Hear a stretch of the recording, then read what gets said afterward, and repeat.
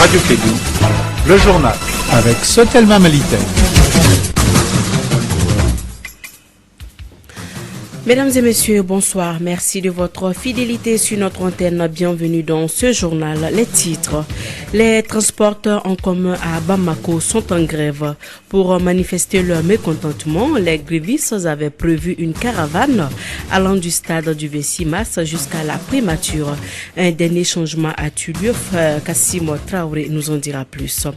L'association des professionnels des banques et établissements financiers était face à la presse pour parler des activités de la 5e édition de la journée des banques et établissements financiers qui aura lieu les 24 et 25 avril prochains.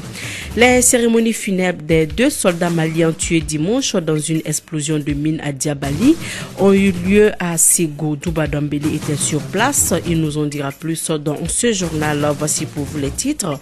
Les détails dans un instant avec Mariam Kouyati.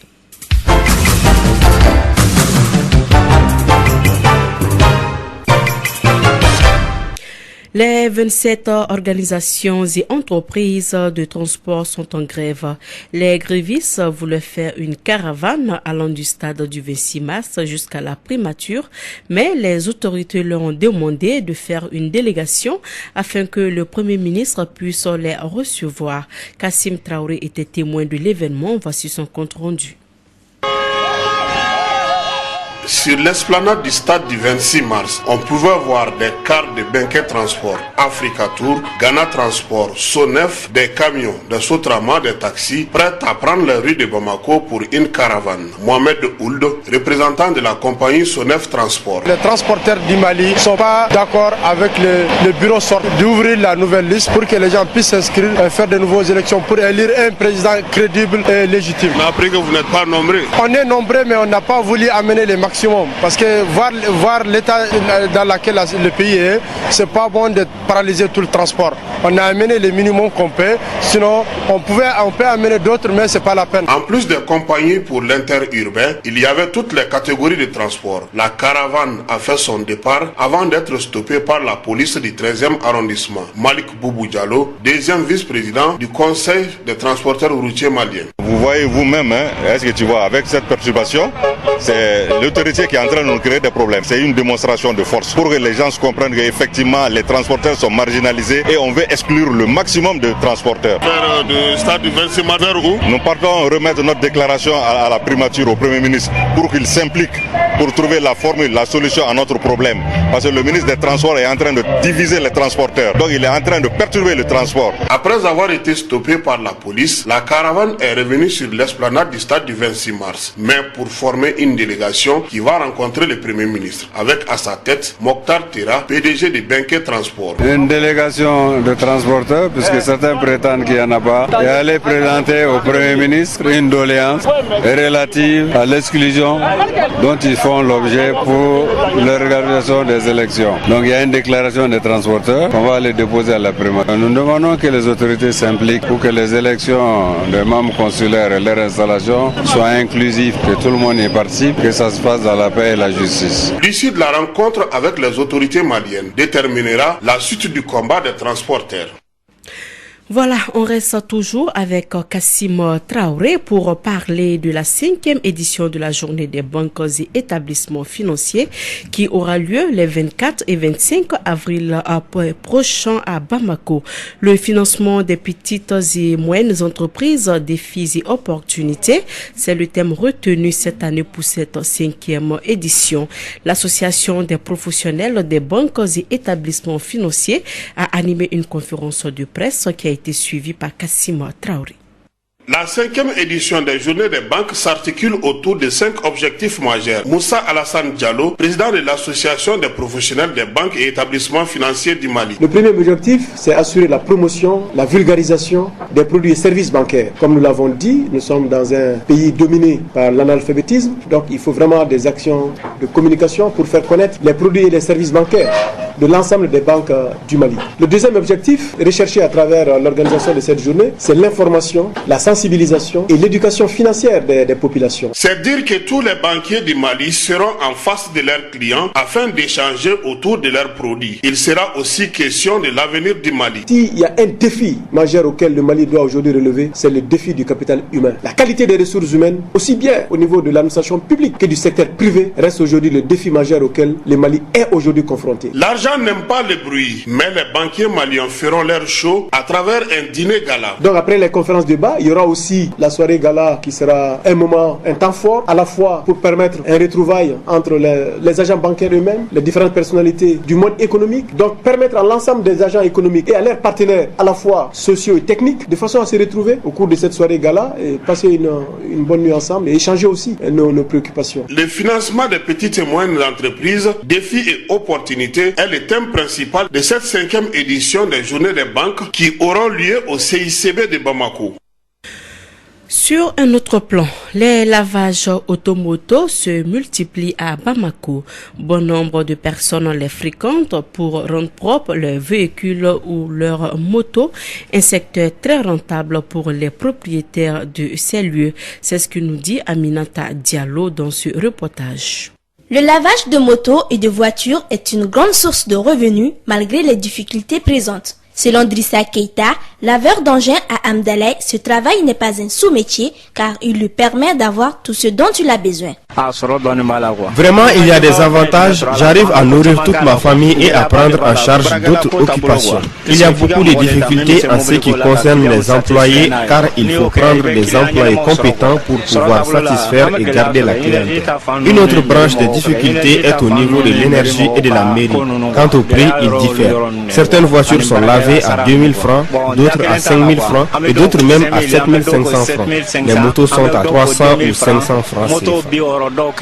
Plusieurs raisons poussent les gens à amener leur véhicule à laver. C'est pas facile pour moi de laver ça à la maison. Et puis j'ai pas de petits frères, donc j'amène ça. Et puis ces gens-là lavent ça bien propre, donc c'est pour ça que j'amène la voiture.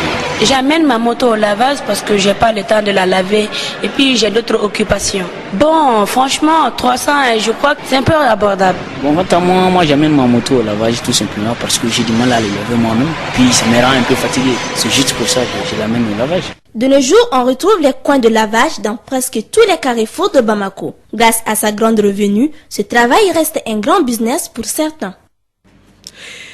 Parlons à présent des engins de transport de marchandises à 3 roues, communément appelés katakatani. Ces engins sont beaucoup sollicités à Bamako à cause de son prix moins coûteux. Selon les conducteurs katakatani, leur recette journalière varie entre 3 000 et 5 000 francs CFA par jour. Malgré le nombre important de ces engins de transport à 3 roues, les conducteurs tirent leurs épingles du jeu, suivant un reportage de Marie Dambélé sur l'importance économique de ces moyens de transport. Les tricycles sont des engins à 3 roues. Certains entretiennent une famille entière dans ce business. Ils deviennent de plus en plus nombreux dans la circulation de Bamako. Ces tricycles, plus connus sous le nom de katakatani, appartiennent aux autorités et aux commerçants. Bouakar Sanoko, conducteur de tricycle. Nous rencontrons d'énormes difficultés venant des policiers. Ils nous demandent d'avoir des papiers nécessaires. Avant, on achetait la vignette à la mairie du district à 12 000 francs CFA. Mais maintenant, ils nous demandent de payer aux impôts à 70 500 francs. L'assurance coûte 35 000 francs, le permis de conduire 25 000 francs et la carte grise à 25 000 francs aussi. Mais même si on a tout cela, les policiers nous demandent de donner quelque chose. Ils ne nous laissent pas mentir.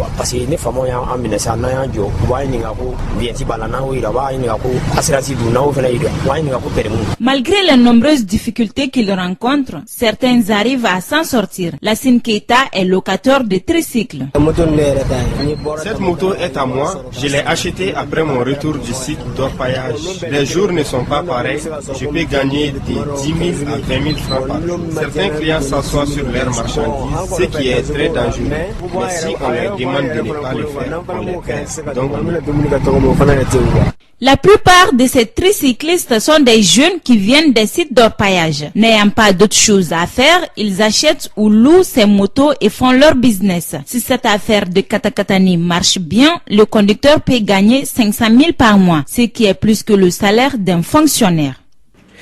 Depuis quelque temps à Bamako, la vente des meubles de maison est devenue une activité très lucrative. Les meubles exposés au bord des grandes avenues se confondent souvent avec les décors de la route. Cette activité génératrice de revenus est exercée dans la plupart du temps par des Guinéens, des Ivoiriens et des Maliens.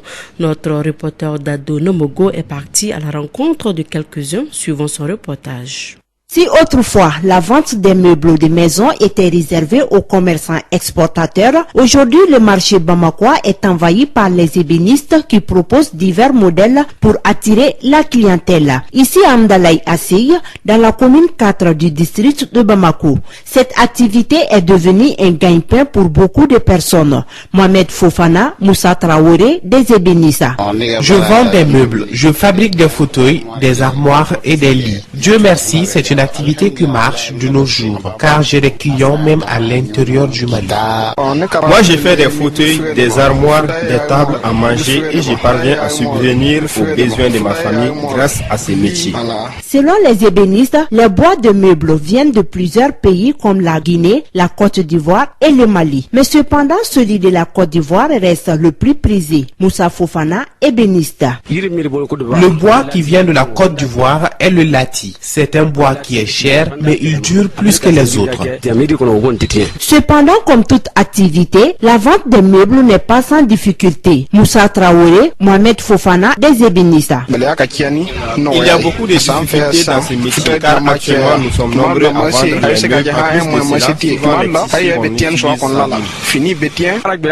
Actuellement, on ne trouve pas beaucoup de bois sur le marché. Par exemple, nous, on achetait nos bois avec les commerçants de bois derrière l'image, mais leur emploi a pris feu. Ce qui est sûr, les phénomènes gagnent du terrain. Et malgré les difficultés, ces jeunes n'entendent pas baisser les bras, car comme le dirait l'autre, le travail ennoblit l'homme.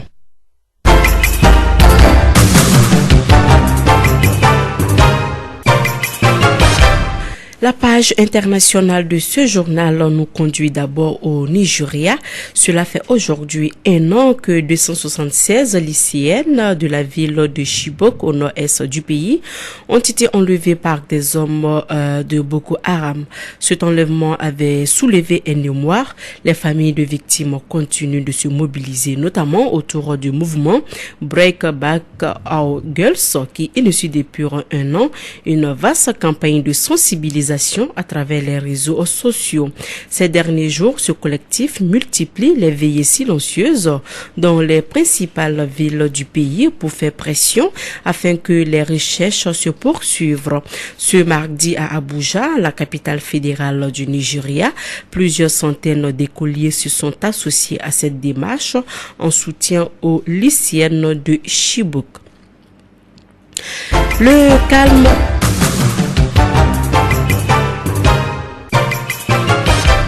Voilà, restons toujours dans l'actualité internationale où le calme est revenu depuis hier à Libreville après les violences importantes de la veille. L'annonce du décès du leader de l'opposition gabonaise, André Oba Obam, a en effet suscité la colère de ses partisans qui ont érigé des barricades et incendié des voitures et des bâtiments, dont celui de l'ambassade du Bénin. Ces partisans accusent le pouvoir d'avoir jeté des sorts à l'opposant.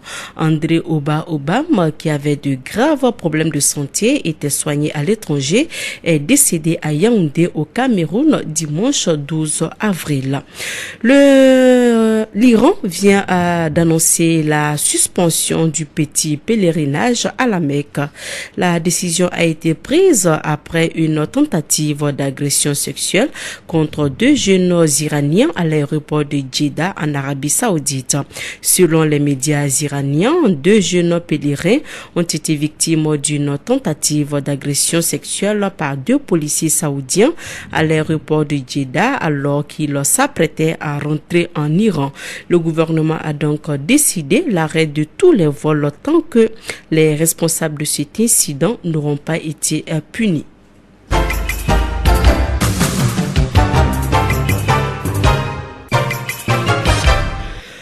Retour à l'actualité nationale. Les cérémonies funèbres des 2 soldats tombés sur le champ de l'honneur entre Diabali et Nampala le dimanche 12 avril dernier ont eu lieu hier au camp militaire Chekou Amadou de Ségou. Le véhicule avait sauté sur un engin explosif faisant 2 morts et 3 blessés. Compte rendu de la cérémonie funèbre avec Adouba Adambeli. Chers compagnons d'armes, quelle angoisse, quelle amertume, quelle tristesse. De lire l'oraison funèbre d'un compagnon d'armes, le mot mort dont personne ne veut l'attendre est pourtant notre compagnon de tous les temps. Oser vivre, c'est aussi oser mourir un jour. Voici les derniers vers qui ont accompagné les vaillants soldats Seydou Diarra et Mamadou Dramé. Le premier, soldat de 2e classe Seydou Diarra, est présenté ainsi par le colonel Cheikh Modibo Diarra. Né le 25 janvier 1992 à Kati, fils de Yacouba et de Salimata Diarra, incorporé dans l'armée comme engagé volontaire pour 5 ans par devant la commission de recrutement de Bamako le 19 juin 2013. Il fut sa formation commune de base à Kouchala et placé en substance à la 811e CCS Sikasso. Soldat discipliné, dynamique, courageux, travailleur infatigable, toujours disponible, s'est toujours fait distinguer dans les différentes formations. Quant au second, Mamadou Dramé, soldat de 1re classe, il est présenté par le capitaine Salah Diallo. 9h 1992 à 100, fils de Siaka et de Mata Damele. Incorporé comme engagé volontaire pour 5 ans devant la commission militaire de recrutement de Bamako le 1er novembre 2011. Arrivé au corps et soldat de 2e classe de 10 jours et mis en subsistance à la 217e CSM pour compter du 1er 11 2010. Soldat très discipliné, courageux, travailleur et peu bavard. S'est toujours fait remarquer par sa disponibilité, sa ponctualité et son assiduité au service. Dormez en paix, vaillants soldats, et prompt rétablissement aux 3 blessés. Depuis Ségou, Douba Dambélé pour la radio Clédou. Voilà, donc c'est sur cette page noire que se referme cette édition. Merci à vous de l'avoir suivi. Présentation Mariam Kouyati, partie technique Abou Touré. Dans un instant, votre émission Allo Clédou avec Yelimadi Akonati. Bonsoir à tous.